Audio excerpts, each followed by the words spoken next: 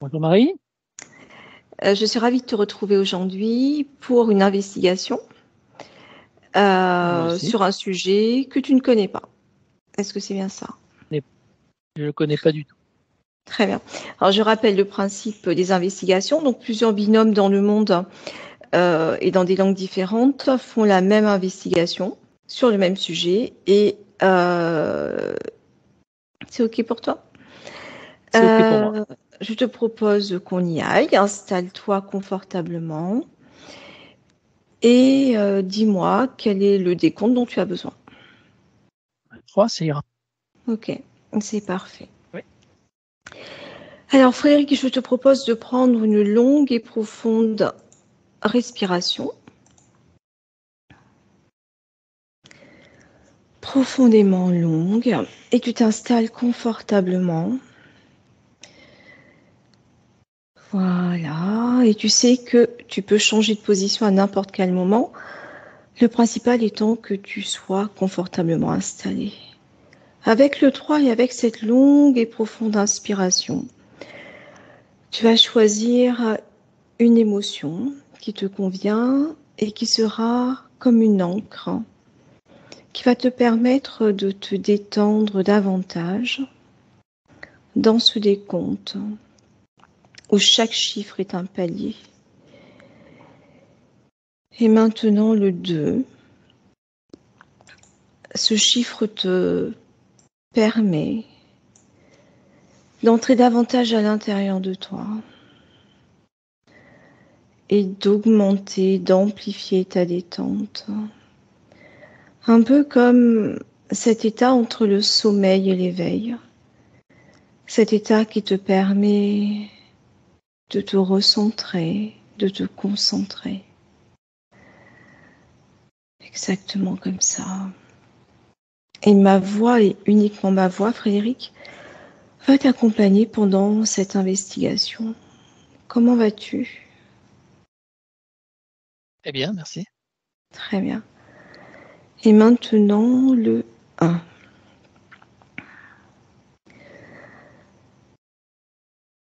Le système politique mondial actuel utilise de plus en plus les mots suivants. Nouvel ordre mondial. Dis-moi ce que tu perçois ou visualises à ce sujet. À mon 3. 1, 2 et 3.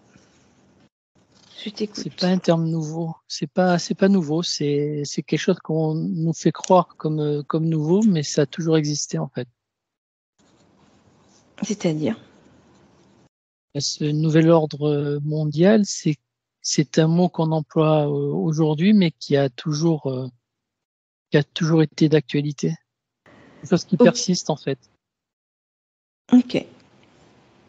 Observe la structure géopolitique de ce nouvel ordre mondial par rapport au niveau métaphysique. Qu'est-ce que tu perçois ou visualises? C'est comme des pions en fait qui sont disposés sur je vois un grand échiquier en fait où les pions sont disposés. C'est pas toujours les mêmes, mais c'est toujours les mêmes qui tirent les ficelles en fait. Les pions Ok. sont remplacés, mais c'est toujours les mêmes qui tirent les ficelles, oui. Ok. Très bien. Et maintenant, la grande réinitialisation, en anglais Great Reset, est une proposition du Forum économique mondial, WEF, pour reconstruire l'économie mondiale. Qu'en perçois-tu? C'est comme un écran de fumée en fait. Comme si on avait besoin de ça pour redonner confiance en fait et réendormir en fait. C'est vraiment ça, c'est vraiment rendormir la masse pour les rassurer. Ok. Quelque chose d'autre? Non, je vois toujours le grand échiquier. Si j'ai comme l'image d'un, si on renversait tous les pions, en fait, on voulait faire croire qu'on allait renverser tous les pions et que tout allait être neuf et mieux. Ok. Très bien. Maintenant, connecte-toi à la grande réinitialisation par rapport au plan métaphysique. 1, 2 et 3. Je vois le mot possession, en fait. Posséder. C'est comme si cette réinitialisation permettait d'arriver à maintenir la possession, en fait. La mainmise.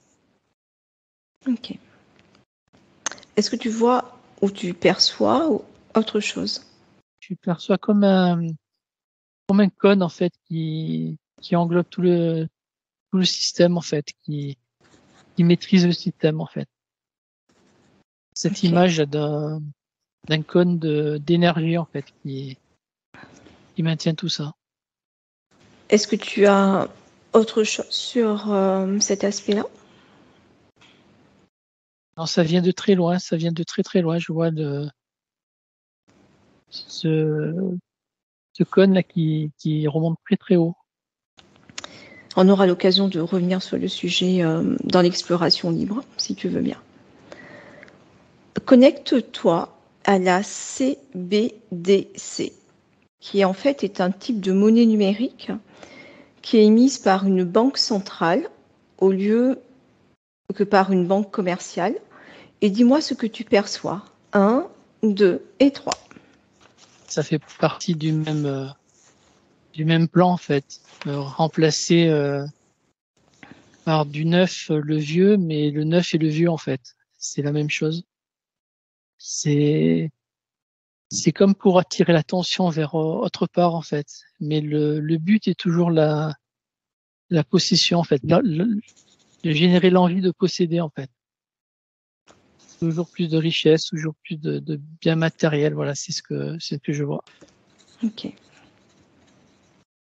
Autre chose, Frédéric? Non, je vois je vois vraiment l'écran de fumée, en fait. C'est comme si certaines consciences s'étaient réveillées et qu'il fallait leur donner à manger, en fait, et leur faire croire que le monde allait changer, en fait. Ok. Très bien. Très bien. Justement, observe la réponse de la conscience collective envers les politiques du nouvel ordre mondial et dis-moi ce que tu perçois.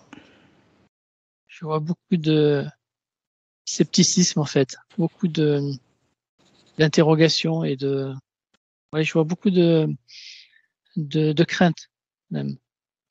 Ok. Alors, on sait pas qui veut changer ça, en fait. C'est-à-dire? On sait pas qui tire les ficelles, en fait. Je vais maintenant te poser la dernière question de la partie imposée.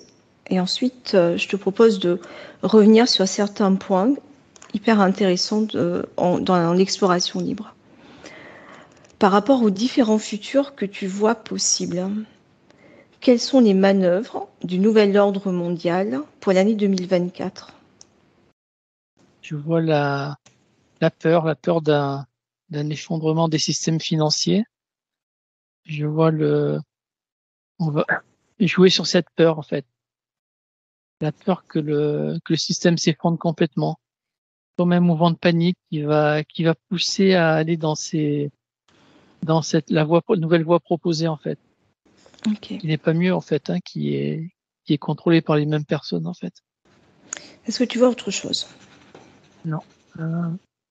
Pour le moment. Ok. Comment tu vas, Frédéric? Bien, très bien. Ok.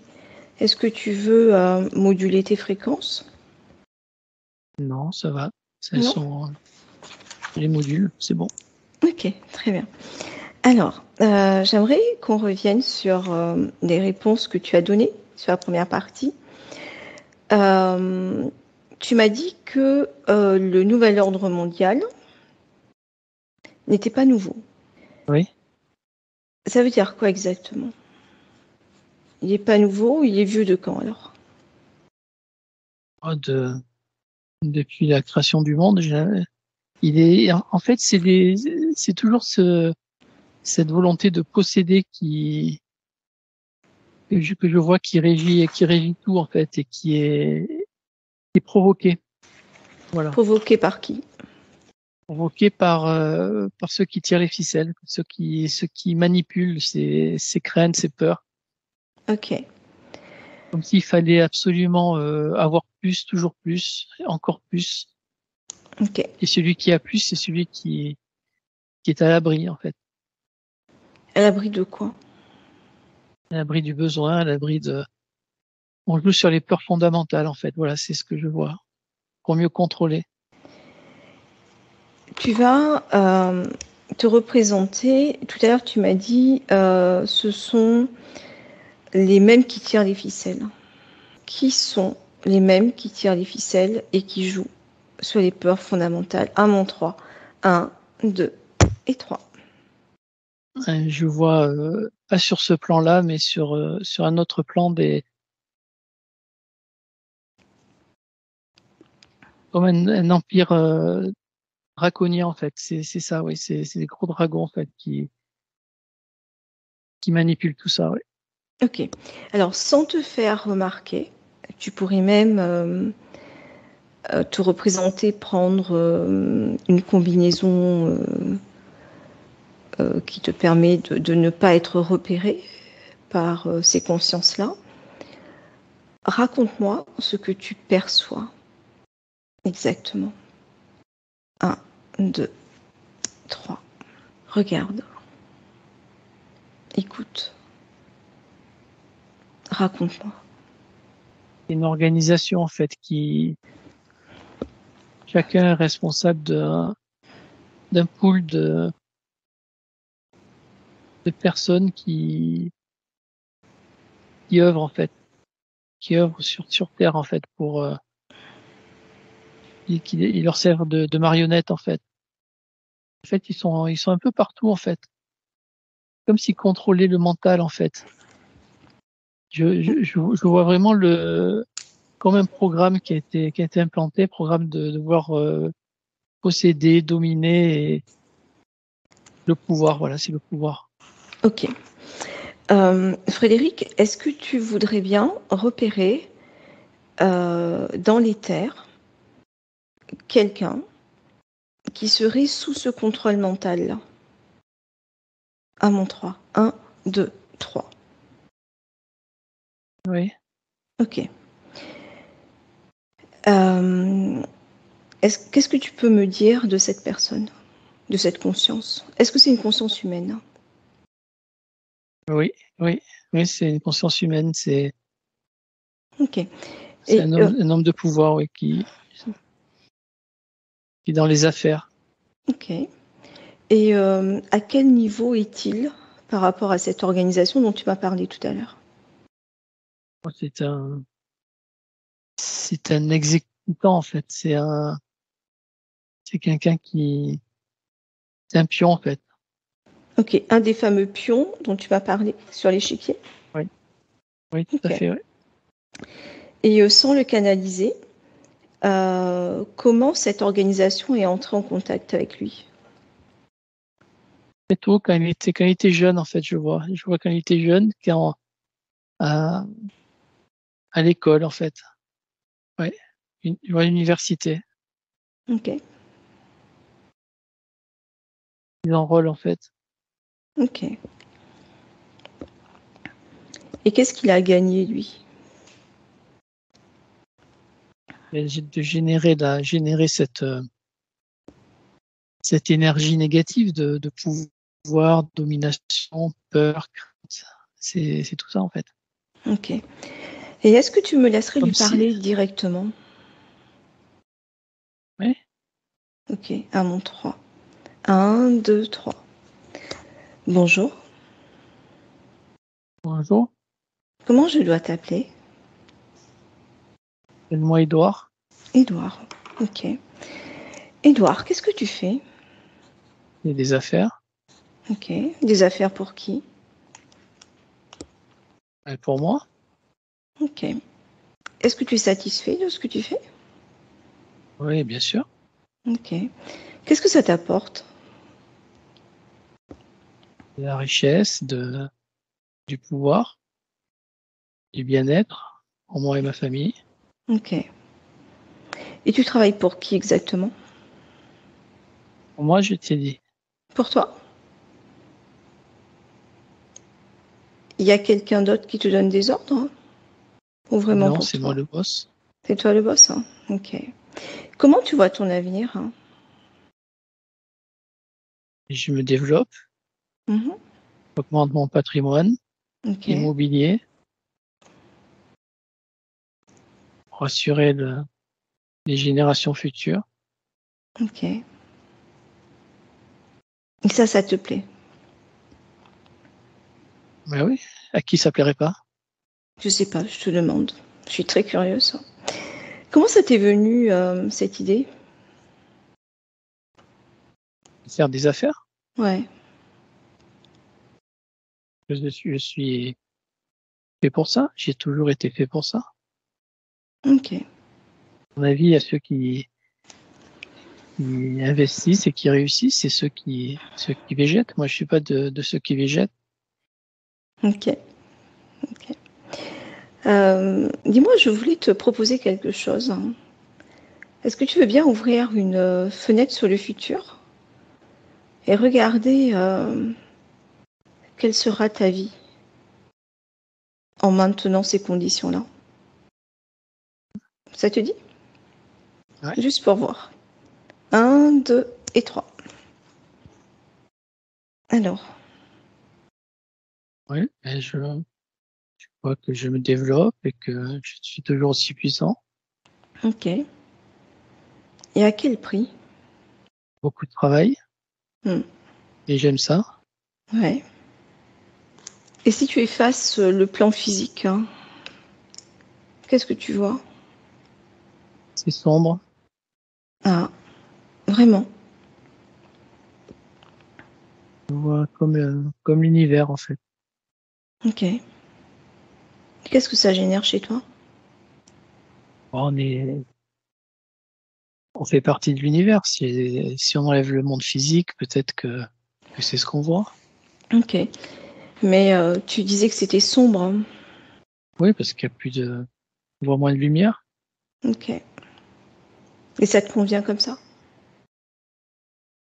Je suis retourné sur le monde physique, Ok.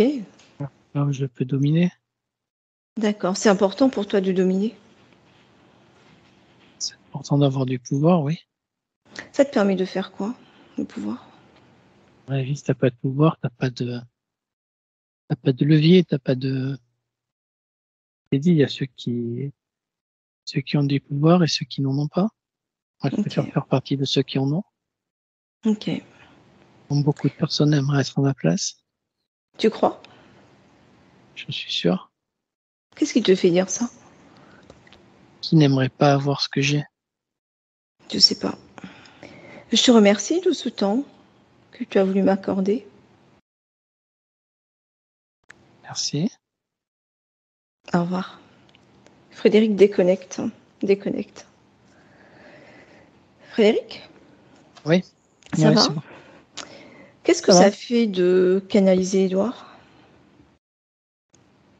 Bah, il y a beaucoup de certitudes, en fait, on voit qu'il est focalisé, en fait, sur sa réussite, en fait. Mm. Il voit que ça. Ok. Je trouve que c'était important d'être dans la peau de quelqu'un qui, dans ce contrôle mental, hein, dont tu as parlé. Tout à l'heure, tu as dit que tu as utilisé le mot posséder et maintenir la possession. Tu te souviens? Ouais.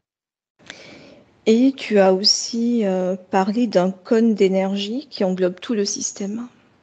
Est-ce que tu veux bien t'approcher à mon 3 de ce cône d'énergie, me dire ce que l'on ressent à côté de ce cône d'énergie, s'il te plaît? 1, 2 et 3.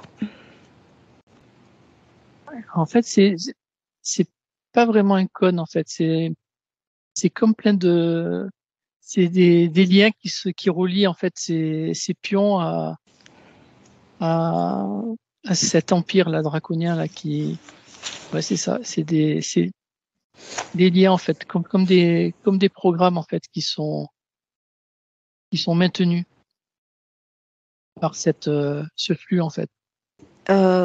Est-ce que tu peux me citer 2 ou 3 programmes qui sont dans ce système? C'est la possession, en fait.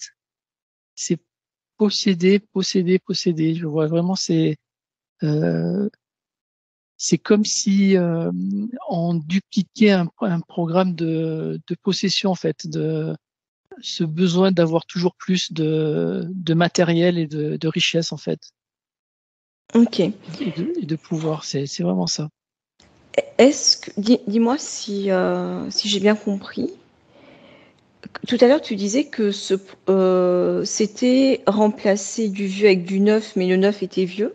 Ce sont les mots que tu as Oui. utilisés. Est-ce que ça signifie que quand tu me parles de dupliquer un programme, ça veut dire que c'est le même programme, mais que l'on va adapter en fonction du contexte, de la culture, de l'histoire? Est-ce que c'est ça que tu es en train de dire? Oui, oui, c'est exactement ça. Oui, c'est des programmes qui sont les mêmes, en fait, hein. On joue sur les mêmes peurs, en fait. C'est quel que soit le contexte, quelles que soient les personnes, quelles que soient les lignes de temps, en fait, c'est ça. On joue vraiment sur cette peur fondamentale de manquer, en fait, et cette volonté de dominer l'autre. Il y a les Ok, deux notions, c'est de posséder l'autre et de posséder les matières et de dominer, en fait. ok. C'est comme si on voulait dupliquer un programme de contrôle mental aussi sur les autres, en fait. Il y a ça aussi. Et concrètement, donc tu m'as parlé des programmes. Oui. Euh, Concrètement, comment on s'y prend? Aujourd'hui, en 2023, comment on s'y prend pour mettre en œuvre ces programmes? C'est sur la croyance, en fait, sur les croyances, en fait, qu'on joue, sur les croyances qu'il faut dominer, qu'il faut posséder, et que pour ça, il faut écraser l'autre, en fait. Il faut le maintenir à un certain niveau beaucoup plus bas, et pour mieux se grandir, en fait. Ok. Si on reprend le cas d'Edouard tout à l'heure, tu m'avais dit que, enfin, lui a dit qu'en fait, il est presque né pour ça, en fait. C'est ça qu'il a dit. Oui. Et toi, tu m'avais dit que la co-création a été faite à l'université, c'est-à-dire à un âge où on est Oui, encore à oui. l'école.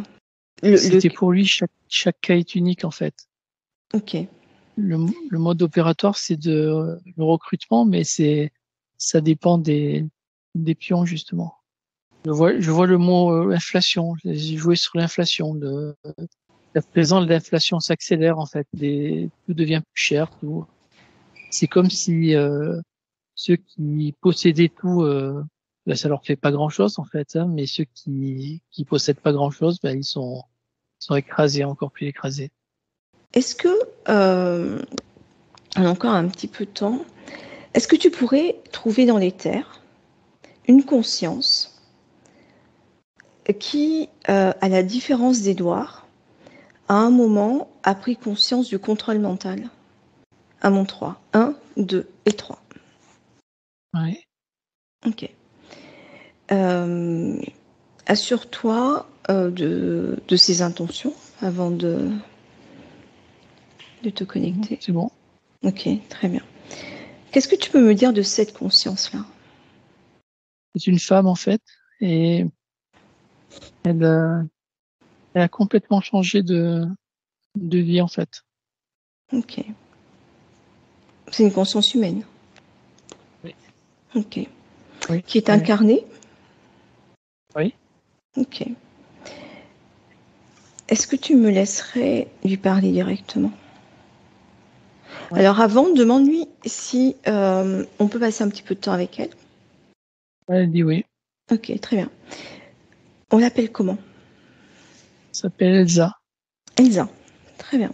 Est-ce que tu me laisserais Oui. parler directement à Elsa? À mon 3. 1, 2, 3. Elsa, Oui. bonjour. Bonjour. Est-ce que je te dérange?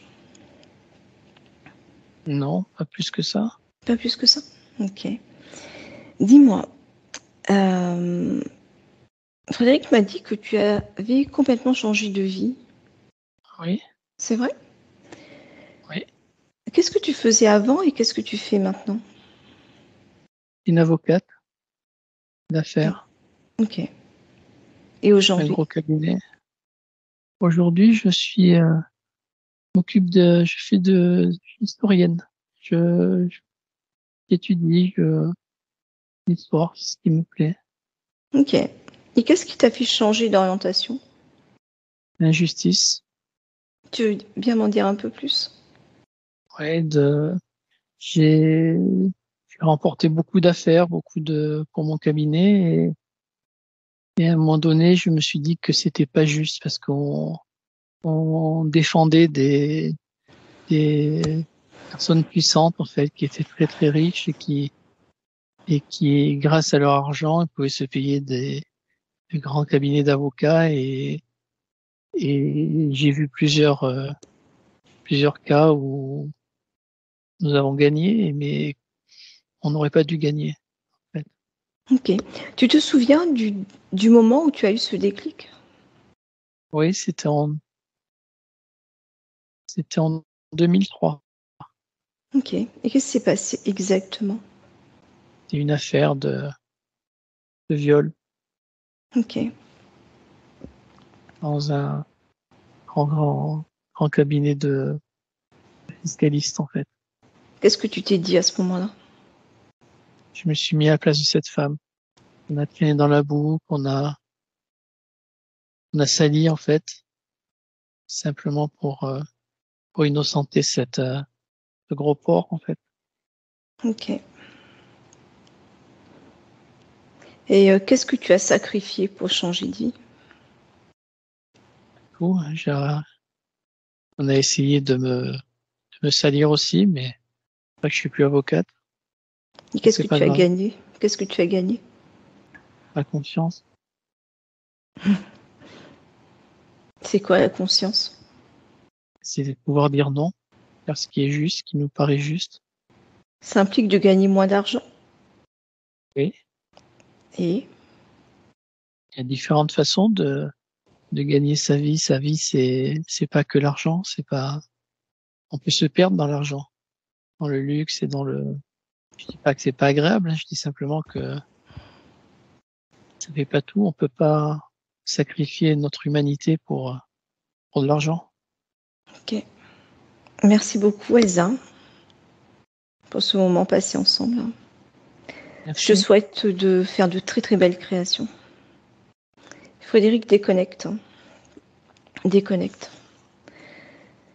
Frédéric, comment tu vas? Ouais. Ça va? Ça va bien. Ok. J'ai une dernière question à te poser. Tout à l'heure, tu m'as dit que certaines consciences, au moment où je t'ai parlé de la CBDC, tu sais, la monnaie numérique, tu m'as dit que certaines consciences se sont réveillées et qu'il fallait leur faire croire que les choses allaient changer.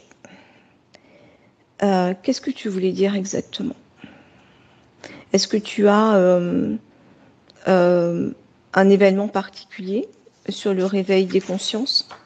Il y a beaucoup de choses qui circulent en fait, qu'il y a beaucoup plus d'échanges en fait qui se font entre les personnes et ça réveille beaucoup de questions en fait. Et ces questions, ça plaît pas en fait. Et comme ça vibre différemment, il y a il y a une réponse qui a été faite en apportant du nouveau en fait et des moyens de paiement, de nouvelles monnaies, de une croyance que enfin on a compris qu'il fallait faire différemment, qu'il fallait répartir les richesses, qu'il fallait s'occuper des plus démunis. Mais tout ça, c'est que des mots, quoi, je dirais, ou comme un algorithme. Je vois comme un algorithme, en fait, qui se répète avec, on change simplement certains paramètres et puis on rejoue la même musique. Ok. Frédéric, en 2020, il y a eu plus 189% de détenteurs de crypto-monnaies. Est-ce que cette augmentation des détenteurs de crypto-monnaies, est-ce que ça fait partie du réveil des consciences? Ah non, non, non. Ah non, c'est le programme qui change. C'est des interférences encore. La CBDC est présentée comme une alternative aux crypto-monnaies sans le risque lié à l'instabilité financière des crypto-monnaies de type Bitcoin. Lorsque les banques mondiales présentent la CBDC, c'est ce qu'elles disent. Ouais, mais les banques mondiales, c'est contrôlé, les banques mondiales. Ok.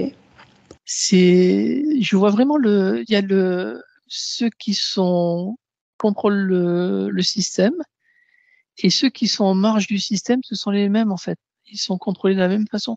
Bon, comment dire, je vois vraiment ces liens ils partent exactement au même endroit en fait. Ok. Il y a ceux qui sont officiels et ceux qui sont en rébellion, mais c'est la même chose en fait. L'objectif est le même, c'est de posséder en fait. Tout à l'heure, je t'ai posé la question des manœuvres du nouvel ordre mondial pour 2024.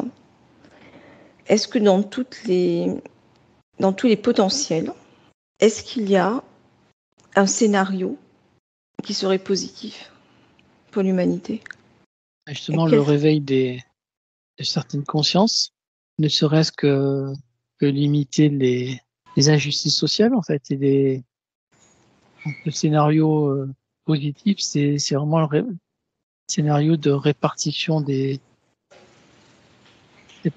ressources, pas des richesses. C'est vraiment répartition des ressources. Il n'y a pas de mot richesse, c'est vraiment les ressources, l'utilisation des ressources. Ok, très bien. Est-ce qu'il y a un autre point que tu perçois et que tu souhaites partager avec nous?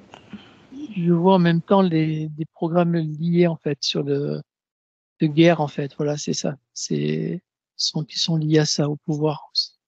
En quoi est-ce que tu peux nous en dire un peu plus en quoi les programmes de guerre sont liés à ce nouvel ordre mondial? C'est posséder, c'est la géopolitique, posséder, avoir de l'influence pour attirer les richesses et justement par rapport aux ressources aux matières premières et à l'influence qu'on peut avoir sur le reste du monde. Ok. Donc, il y a les guerres. Hein. Il y a quoi d'autre qui entrerait dans cette espèce de process pour installer le nouvel ordre mondial? Je vois tout ce qui a trait au réchauffement climatique, ce qu'on veut nous en faire croire, au moins. Ok. On joue encore sur des peurs Autre chose. par rapport aux ressources, justement. Tout ça, ça alimente un programme, en fait. Ok. Est-ce qu'il y a autre chose, Frédéric? Non. Ok. On rentre? Oui. Très bien. Je fais un décompte. De 3 à 1. Ça te va? Oui, très bien. Je te propose de prendre une longue et profonde inspiration et d'en profiter pour moduler tes fréquences. Ou pourquoi pas choisir une émotion, une fréquence qui serait la mieux adaptée pour ce retour. Et avec le 3, tu vas installer cette fréquence comme une ancre qui va te ramener dans ta physicalité.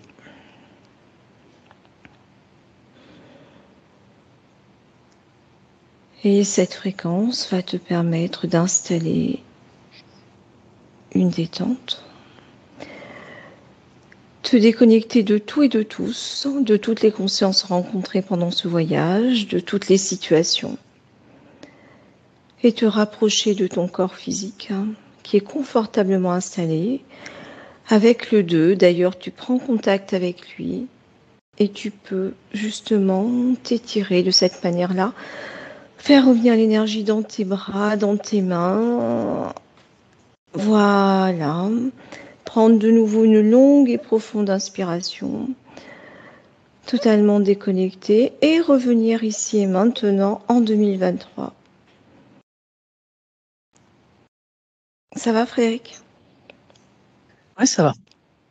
Très bien. Eh ben, merci Très beaucoup bien.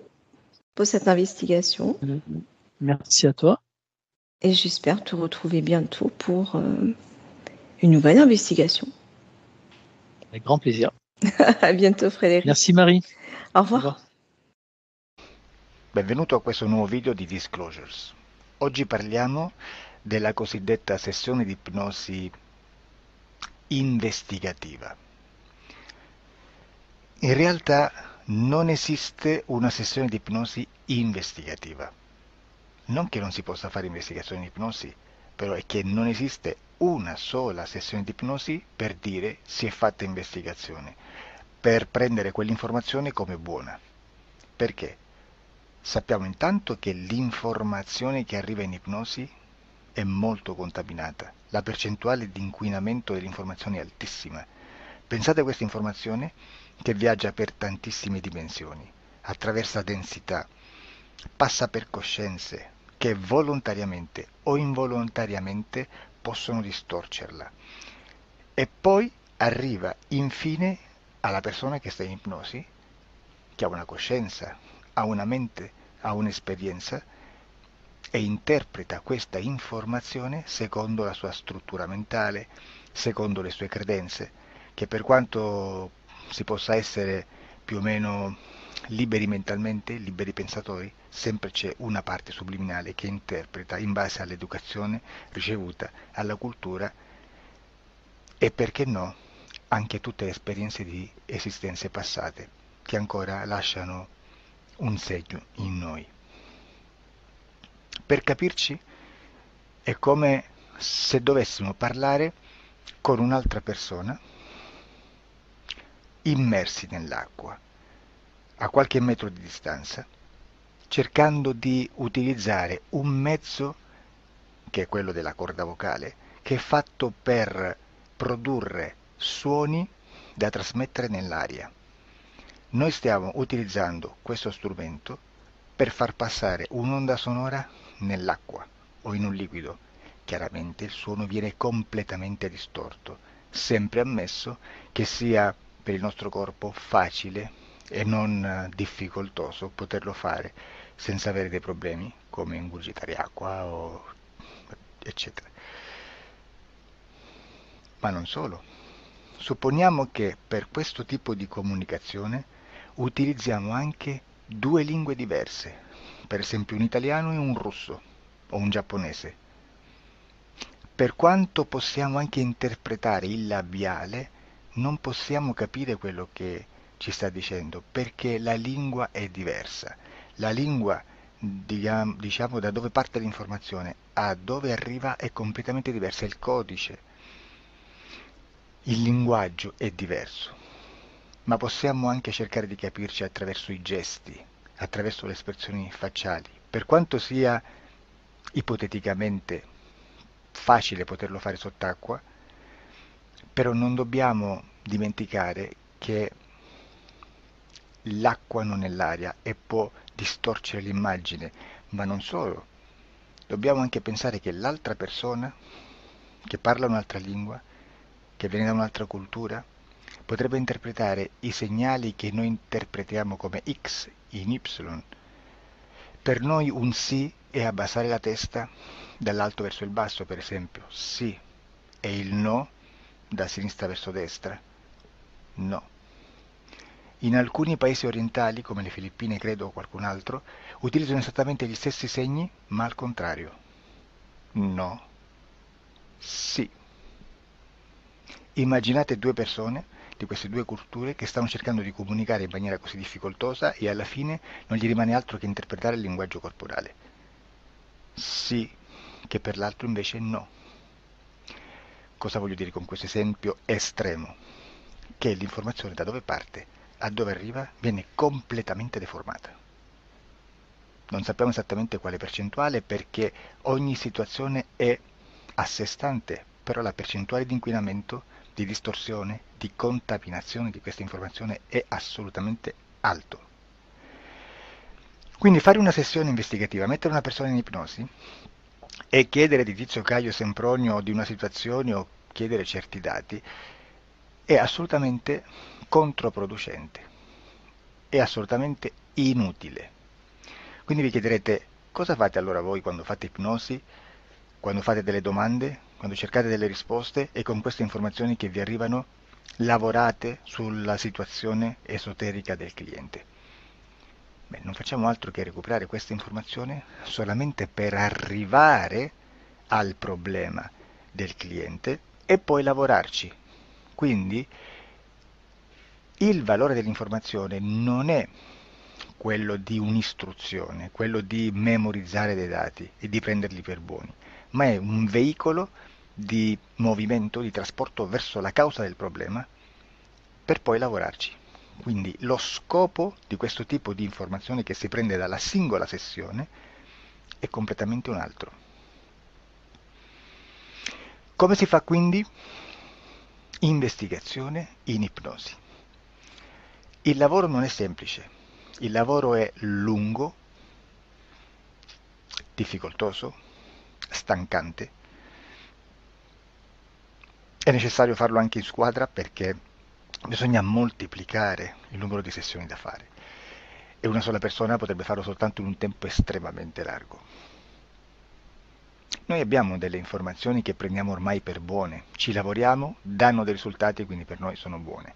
E come abbiamo fatto ad avere queste informazioni? Per esempio, come facciamo a sapere che un extraterrestre chiamato il cosiddetto grigio è più o meno alto X, poi ci sono magari quelli anche un po' più alti, ma hanno un corpo strano, hanno una pelle grigio-verde, hanno degli occhi grandi a mandorla, neri, senza una pupilla visibile, non hanno quasi bocca né naso né orecchie, hanno soltanto delle fessure, non hanno organi genitali, hanno degli arti molto più lunghi rispetto alla proporzione che potrebbe avere il corpo umano, e di solito hanno meno dita delle 5 del corpo umano, eccetera, eccetera, eccetera. O se no prendiamo un altro tipo di essere che possiamo incontrare in ipnosi, come facciamo a dire che hanno delle somiglianze con i rettili, gli animali rettili terrestri o gli animali, gli invertebrati, gli insetti terrestri?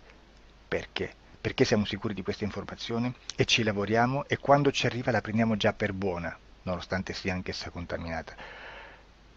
Perché queste informazioni sono arrivate da tantissime sessioni, fatte da tantissime persone, con tantissime altre persone sotto ipnosi, e che nel contesto di tutto il lavoro gli uni non sapevano degli altri.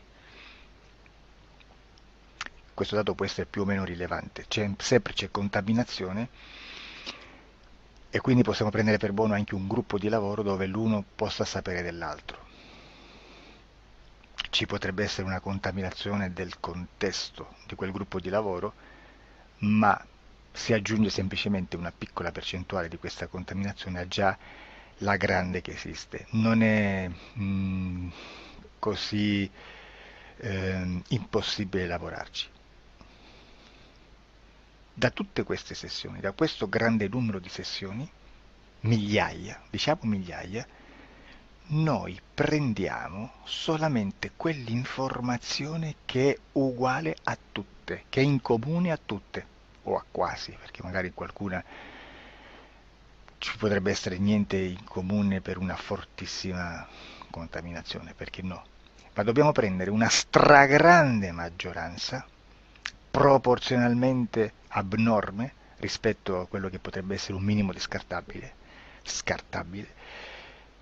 e lì possiamo prendere per buona questa informazione. Quindi se noi su 10.000 persone diverse, con operatori anche diversi, in cui in ogni sessione vediamo un essere che più o meno ha le stesse caratteristiche del grigio o dell'insettoide a forma di mantide religiosa, o il rettile a forma di lucertola, per esempio, di serpente o di quello che sia, o se vediamo il pianeta Marte più o meno di colore rosso, o se vediamo dei sotterranei eterici, non fisici, nel sottosuolo terrestre, soprattutto sotto le grandi città, dove c'è concentrato molto potere, molta energia di questo tipo, e che più ne hai più ne metta.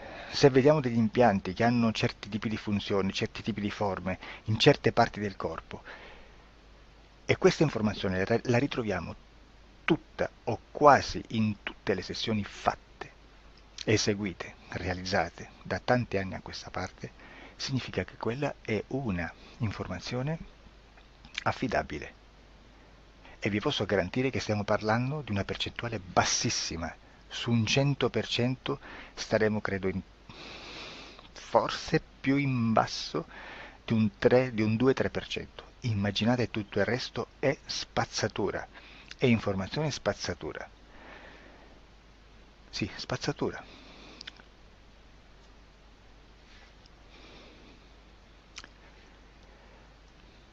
C'è anche un'altra cosa da dire. Supponiamo che un operatore faccia un'ipnosi e voglia andare a vedere cosa fa Tizio, cosa fa Caio, cosa fa Sempronio. Arrivano delle informazioni e si dice che Tizio è biondo, Caio è zoppo e Sempronio è uno sportivo. Intanto già abbiamo detto che una sessione soltanto non serve, d'accordo? Ma poi c'è da dire che una coscienza, un essere, in ambiente subliminale, la sua parte subliminale potrebbe non dare autorizzazione a questa fuoriuscita di informazioni. Mi potreste dire, e allora tu quando chiedi agli esseri cosa fanno, cosa non fanno? Beh, intanto la prendo sempre con le pinze perché abbiamo sempre detto che tutto è molto contaminato e mi serve solo per dirigermi da una parte. Ma c'è anche da dire che se un essere interferisce con l'altro, ha aperto un canale di comunicazione a cui non può ovviare, a meno che non lo recida, non lo annulli. Quindi quando io faccio la domanda a un essere, se lo faccio attraverso l'interferito, mi arriva l'informazione per un canale aperto che sottostà alla volontà dell'interferito. Sulla volontà dell'interferito parleremo in un prossimo video disclosures. Però, se io voglio fare un'investigazione sopra Tizio, Caio e Sempronio che non hanno nessun collegamento, nessuna interazione e nessuna interferenza con il soggetto con cui io sto realizzando l'ipnosi, non è detto che mi arrivi questa informazione. Assolutamente. Potrebbe esserci completamente un muro. Come potrebbe esserci informazioni perché quell'altra parte potrebbe autorizzare comunque. Ma non è detto. E comunque quando ci arrivano informazioni, in una situazione di non interferenza o non interazione, non possiamo sapere esattamente se sono informazioni che ha autorizzato la parte subliminale dell'altra persona o dell'altro essere, o qualche altro essere, qualche altra entità furba, approfitta della situazione, osserva quello che sta succedendo, si mette in mezzo, si fa passare per l'altro e dà informazioni, ovviamente distorte, prima perché poi non è detto che debba conoscerle, e anche se fosse potrebbe manipolarle a sua volontà e a suo vantaggio. E quindi immaginate che situazione ridicola ci si viene a trovare, in quale situazione ridicola ci si viene a trovare in questi casi. Da qui si vede quando un operatore riesce a utilizzare l'informazione in ipnosi come per lavorare su un soggetto. Da qui l'osservatore attento delle sessioni di ipnosi riesce a capire se quell'ipnosi è un'ipnosi affidabile, un'ipnosi con un livello di informazione certa, con una alta percentuale di informazione certa. Non vi nascondo che in futuro potrei anche impostare un lavoro per decifrare che livello di certezza di informazione c'è in un'ipnosi, analizzandola e spiegando il perché, spiegando i meccanismi di analisi di un'informazione in ipnosi, che poi anche è molto istintivo. Supponiamo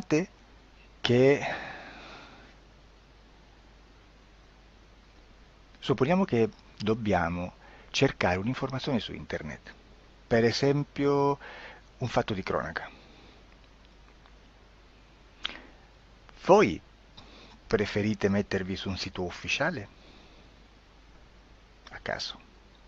L'ANSA in Italia, ADN Kronos, qualche telegiornale che per quanto possano manipolare l'informazione ad alti livelli, comunque possiamo dare affidabile la fonte dell'informazione che viene trasmessa. Non possono trasmettere una bufala sicuramente. Verrà sicuramente manipolata ad altri livelli. Ne parleremo in altri video, ma a livello base la fonte è certa. Sicuramente non andrete a cercare questa informazione sul primo sito, il primo blog che vi passa davanti e magari ha 4 followers.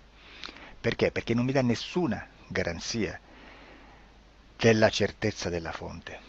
Non c'è un controllo né nella struttura interna di questa agenzia di informazione e né dal grande pubblico, che per la quantità di persone che attingono quell'informazione si può dedurre se l'informazione è certa o meno, perché è un'informazione che passa in un pubblico così vasto che se ci dovesse essere una distorsione con la realtà è molto probabile che venga fuori. Credo che abbia detto quasi tutto sulle sessioni investigative. Prima di chiudere aggiungo che proprio per questo stiamo conducendo dei cicli di investigazione in ipnosi regressiva che comprendono tante sessioni con persone diverse, con una buona o eccellente suscettibilità ipnotica sicuramente,